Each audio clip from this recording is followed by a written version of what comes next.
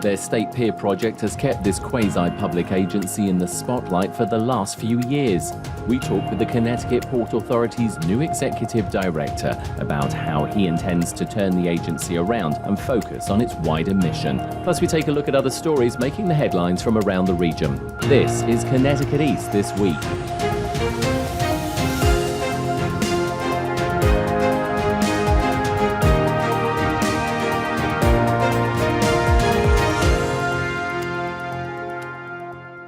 Hello, I'm Brian Scott Smith. The Connecticut Port Authority was created back in 2014 with a mission to market and develop the state's ports and its maritime economy. But very quickly, the quasi-public agency became mired in controversy, from staff members' spending of agency money and unethical behaviour to their biggest project, the redevelopment of State Pier in New London into a hub for the offshore wind industry, which started at $93 million and ballooned to over $300 million due to redesigns, unseen underwater obstructions and cost overruns. The agency has also seen a turnover of its executive directors in its short history. But now, with the State Pier project almost completed, a new executive director has been appointed and is hoping to turn around the fortunes of the Port Authority and steer it back on track to fulfill its wider original mission.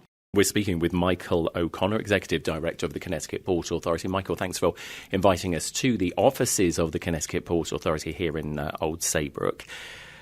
First full month in office. How's the first month been? This is week 6. I've had an opportunity to talk to a lot of people, work with the board on several occasions, and map out what we can do to be successful the rest of the year. Before we get into the whole Connecticut Port Authority, which is what we're here to talk about, we just want to give the listeners a bit of a reminder of who you are, because you've been here for a very long time. You're not new to the area. And if anybody knows about Millstone, and plenty of people do, you were responsible for Millstone. I've had a long history of being involved in southeastern Connecticut.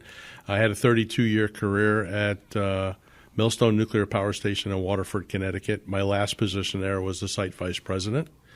So as the leader of that power station, I want to make sure that safe operations were the number one priority for the team there, and coordination with the community so that everybody knew what we were about and we knew what they were about, and together we could safely generate clean energy from nuclear power for the next 100 years.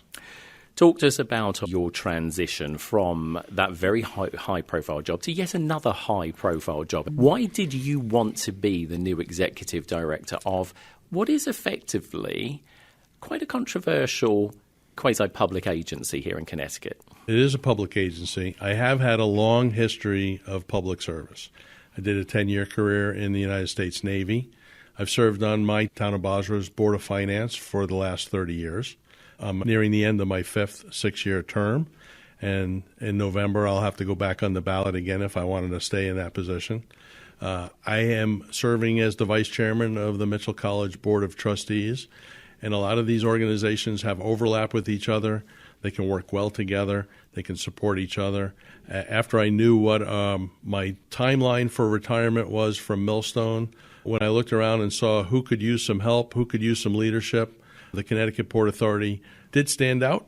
You use the word controversial. I think the controversy is surrounded by some clarity, some leadership, and a form of openness that a public agency needs to have with all of its constituents so that people understand what's going on, know how we got here, and what the next steps are. To the extent that wasn't prevalent in the past, I have an ability to change that. There are some projects that need to get closed out at the State Pier, and we can talk about those. But if you've walked around the State Pier, what you'll see is a really great piece of infrastructure that's got a huge amount of capability. It's being leveraged for offshore wind installation and marshaling right now, but it's got a good picture in front of it on what else it can handle when we work with area partners. Like we said, you could have retired. You used the word yourself. You retired from Dominion. You're still very young. You're only, and I hope you don't mind us mentioning it, you're only 62 years old, which is nothing. But you could have just relaxed, maybe gone down to Florida or something. Why did you want to continue to work? And on something that I know you say you can bring, and you will no doubt bring much to the Connecticut Port Authority, but it's a big lift. It's not a big lift if you're interested in what you do. If you love what you do, you don't have to work a day in your life. To me, this is something that I thought I could help out with. It's very interesting work. And of course, the mission of the Port Authority is not the new London State Pier. The mission of the Connecticut Port Authority is to grow the maritime economy in the state of Connecticut. And that touches on shipping, imports and exports. It touches on intermodal transportation, going from ship to rail or ship to truck.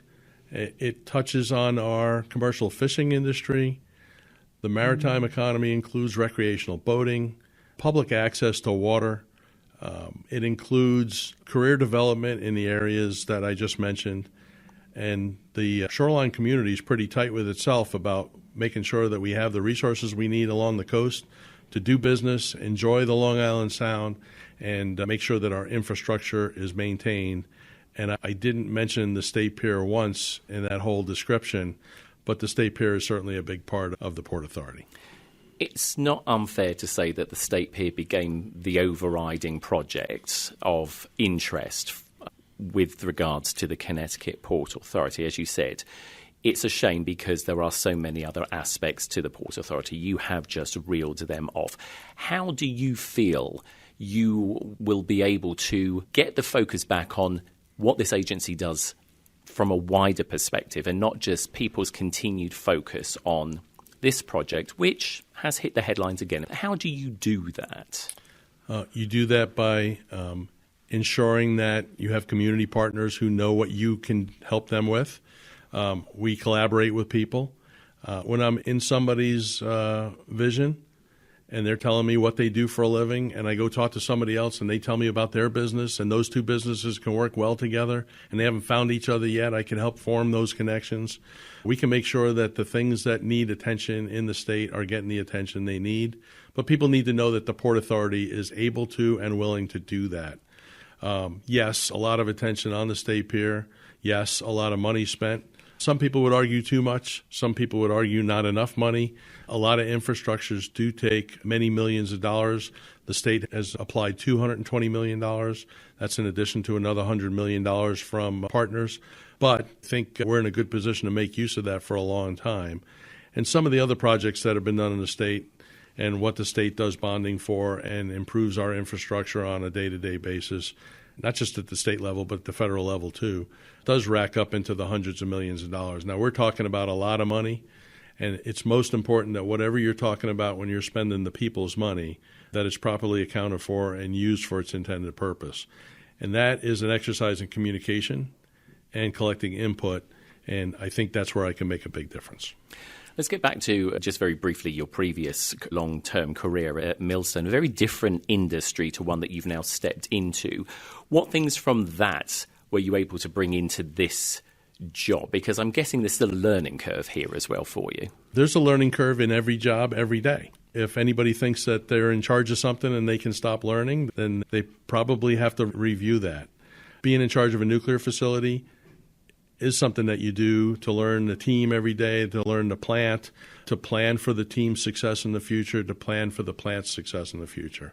Much like a nuclear power station, which has a series of interconnected systems that all work together to generate electricity from nuclear power, our coast of Connecticut is one big, massive system with a lot of moving parts, a different port here, small harbors, recreational boating, ships coming in and out of the state, imports and exports, more imports than exports, but that's something that we can work together as a team on. But you have to learn how all that works, make sure that you have the people trained to be able to do all that stuff and interested in accomplishing that work. And then there's some infrastructure needs. As time goes on, we'll need to maintain what we have and improve what we've got, make it more resilient to ocean storms and rising seas or changing weather conditions, and continue to do business along the coastline in Connecticut like Connecticut's done for hundreds of years. We're going to talk about State Pier a little bit because obviously we would be remiss if we did not. Like I said, unfortunately, it became the project which overrode, so like everything else when it came to the Connecticut Port Authority. It has cost over $300 million. It does have a few issues still. I know that things are being negotiated, so we do understand that there are limitations as to what you will and are able to discuss. But what's the timeline for you as the new executive director? How do you want to, one, get it closed down, I believe, or closed out as a term that you use for the things that need finishing, but also to try and resolve a couple of issues which have come up recently. All good contracts have to come to its natural conclusion. This one is ready. It's my number one priority coming into this job, is to make sure that the State Pier is constructed per the design, or that the design is changed to reflect a pier that we can operate in a safe and efficient manner for the way that it is constructed. And what I mean by that is, if the design is off, if a wall was not installed in the right spot, or in the case of, there's been reports of the strength of the soil in certain parts of the pier, that would either need to be adjusted or remediated, and people would need to know how to operate the pier with those conditions in effect, as opposed to something else that you would have designed it for. For example, if the toe wall is not in the same spot that we thought it would be in drawings when all is said and done, are the bumpers attached to the pier sufficiently long enough to stand off a ship and prevent damage to the ship's bottom when it's moored there in all kinds of tidal activity and weather conditions? If the soil strength in one part of the pier is not to the design that we thought it would be, is there something we can do to remediate that? Or is there some other design criteria that would have to be managed until such time as we wanted to remediate it?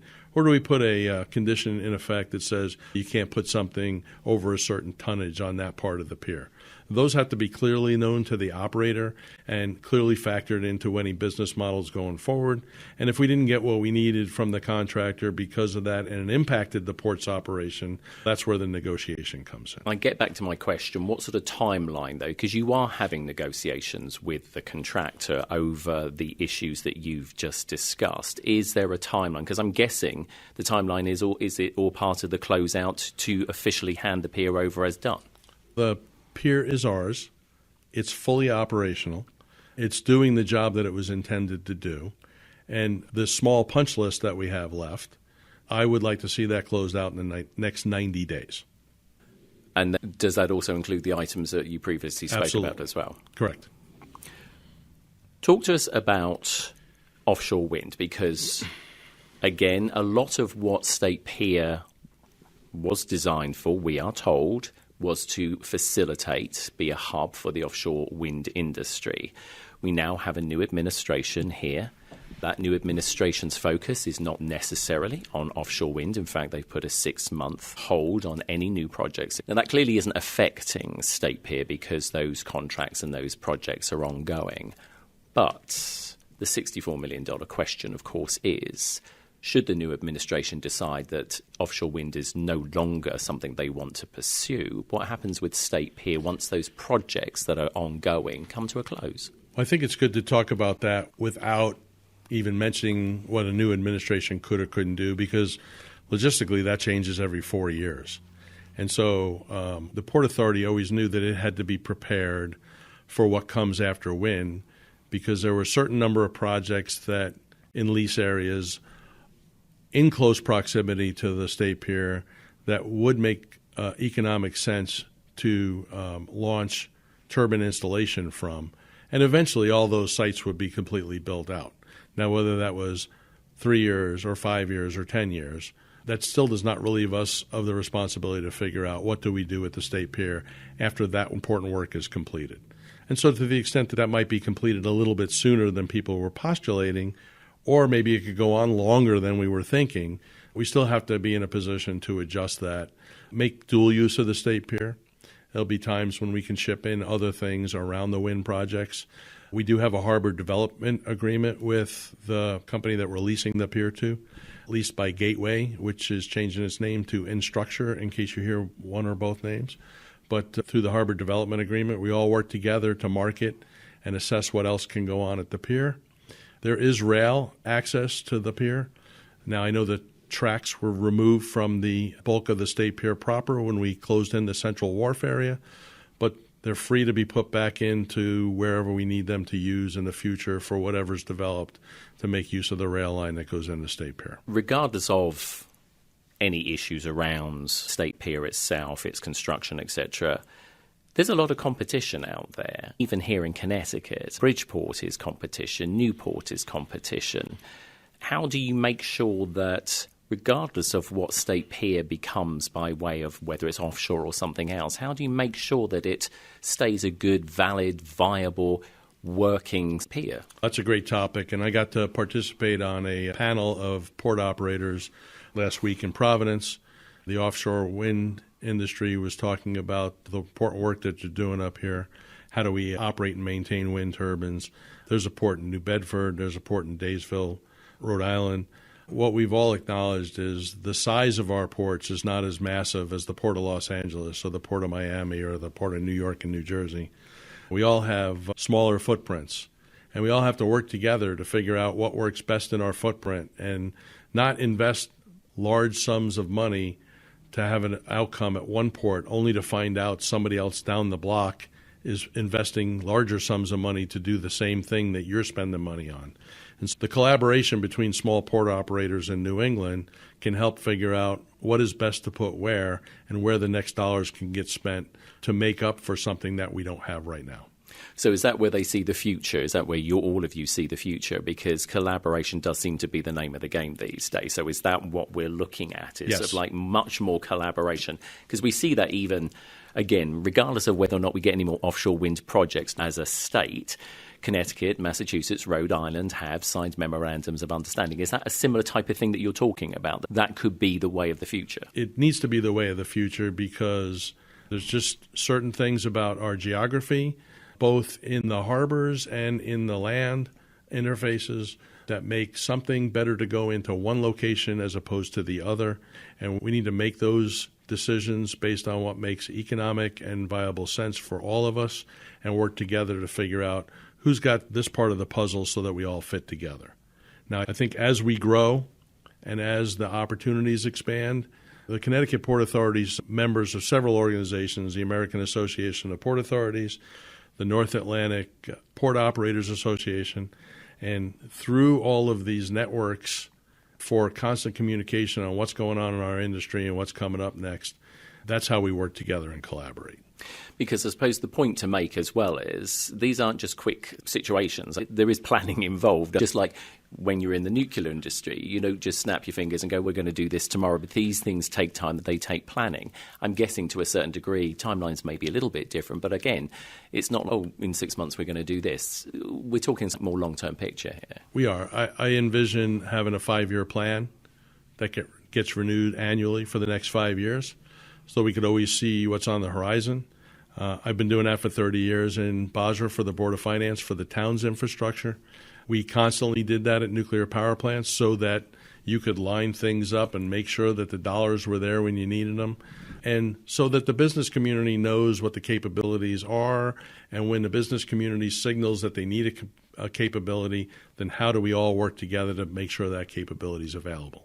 What other things do you want to see happen with the Connecticut Port Authority now that you're here? Give us a sense of some of the priorities for you as the Executive Director, maybe in the next year, 2 years. Priority 1 was close out of the State Pier issues that we discussed. Priority 2 is management of dredging in the state. There's certainly a lot of people involved in dredging. There's the Army Corps of Engineers, Connecticut Deep, the dredge companies themselves, the businesses that need dredging. There's federal waterways, and there's state waterways, and there's private waterways. Step 1 is where do you put the dredge spoils? We have studies ongoing for that right now. There are also open water areas in the Sound that have been used as disposal sites for clean dredge material. And prioritization and funding of all of that needs to get mapped out. Much like the Army Corps of Engineers does go out 5 years for their federal waterways, we need to get a little bit more focused on who's going to get the dredging priority in the state. To me, dredging is as important to navigational safety and access to waterways as blacktopping is for Connecticut's roadways. So dredging's a big part of the priorities too. Community engagement, extra staff here would include maybe a community development manager and communications people, so that we are in the community, involved in what's going on, because there's a few other things that the community does: recreation, information, and communication. And we have a large maritime heritage that can't be forgotten in this state. There's a lot of organizations that have museums. The Customs House in New London's a good example of that. The celebration that New London does in the fall for Marine Heritage Month is excellent. Those things need to be supported and people need to work together to get things like that done for the residents of Connecticut. We want to continue to work on some of those. Being employed in the maritime industry may take certain levels of education, and to the point where we can support educational programs in the state with either getting people together or scholarships and the like. I think we'll be in a position to do that. Lastly, is the Small Harbor Improvement Program that the state's been supporting at $5 million a year. We're going to try to expand that program, involve more of the coastline in dredging, piers, and pilings that need to be maintained, because the sea was described to me last week as the second dangerous place to do construction. I guess the most dangerous place is space, but the second most dangerous place is the sea. And there's ways that we can work around the sea that we have been for hundreds of years, and we need to keep doing that. That's all going to take money, of course. So again, it's like budgets, because we're always concerned here in Connecticut. The governor's about to announce his next biennial budget. It's not so much that money is tight, but obviously there's these things called the fiscal guardrails. But the money has to come from somewhere. It does have to come from somewhere. Since the State Pier construction's done, and I know the money that was invested in the State Pier came from a bonding source. So that is all loaded into our bond debt in the state, and the state has repayment policies for that. Port is being leased to the operator, and the Connecticut Port Authority now has a revenue stream from port operations at the State Pier. These projects, all of the activity at the State Pier isn't being granted to organizations for free, and so the money that comes into the Port Authority can go back out to help the coastline communities do the things that they need to do over the time here. Michael O'Connor, new Executive Director of the Connecticut Port Authority, thank you for talking to us. You're welcome.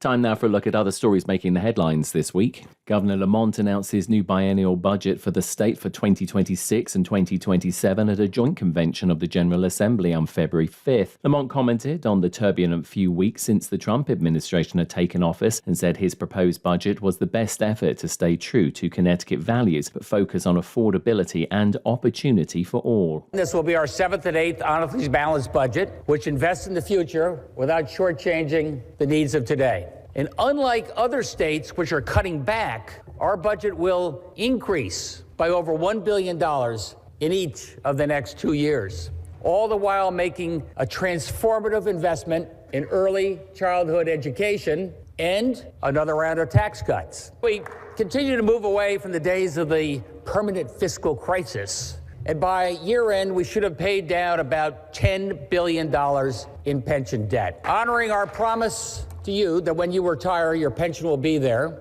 and all the while reducing the fixed costs which are crowding out critical investments in our future. Lamont promised $300 million per year into the state's new Universal Preschool Endowment Fund, making pre-K and early childhood more affordable and accessible. His proposed budget also included help for local towns and cities with money for flood control and waste and recycling efforts, plus money for special education, as well as $100 million for higher education in the areas of quantum computing and artificial intelligence. Money from the Purdue Pharma opioid settlement will be used to create 500 units of supported housing across the state, as well as funding for transportation projects and capping certain healthcare costs. Congressman Joe Courtney updated local and business leaders as well as nonprofits at a business lunch held by the Chamber of Commerce of Eastern Connecticut recently. Courtney had been slated to appear at the event for a couple of months and took the opportunity to update everyone on the recent Trump administration's wide-ranging freeze order on federal spending. Courtney said despite part of that memo being rescinded, there were still many other executive orders that place conditions on grants and programs like DEI, which affect institutions in the state. The folks at UConn are wrestling with in terms of just, first of all, is that legal to suddenly put new conditions on, and should we comply with it? Sort of uncertain, really almost chaotic moment. The state of Connecticut's DOT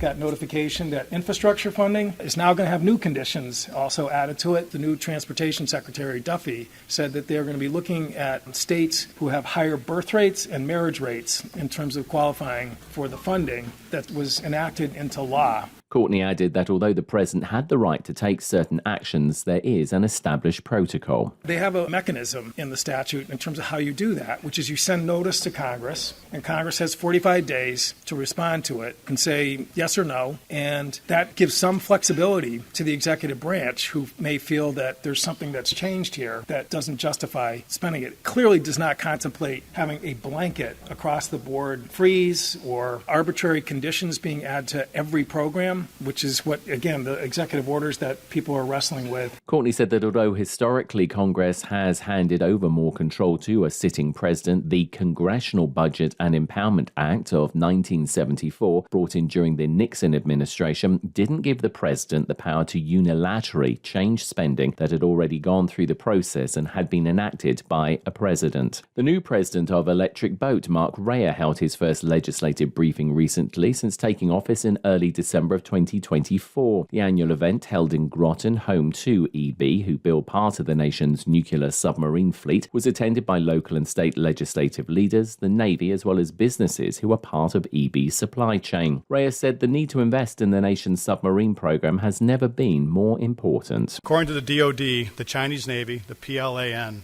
currently has 370 battle force ships. China will grow to 395 ships in 2025, including 65 submarines, and 475 by 2035, which will include 80-plus submarines.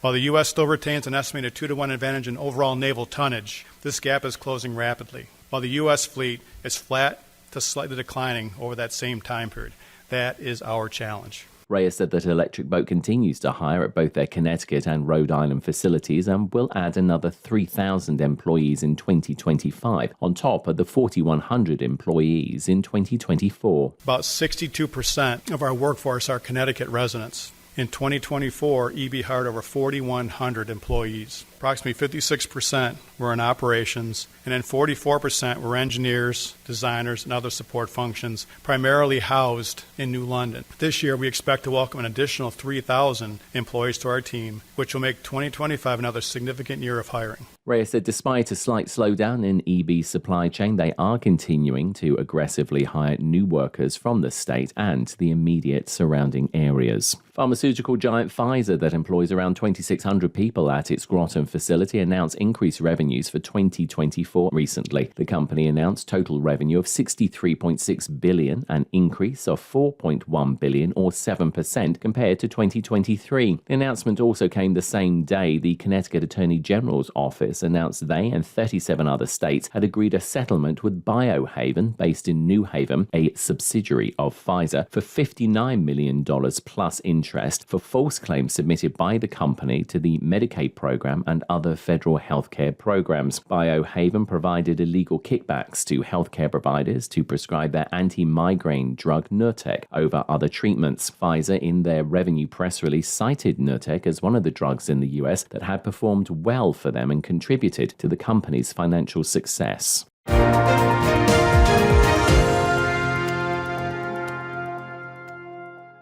That's all from us for this edition. Do send us your questions and story ideas to the show via our website at connecticut-east.com or Facebook or Twitter at Connecticut East and on Instagram at Connecticut East This Week. And you can listen to the show again on our social platforms, on demand, and by asking your smart speaker to play Connecticut East This Week podcast. And please like, follow, and share on your social media too. I'm Brian Scott Smith. Thank you for listening.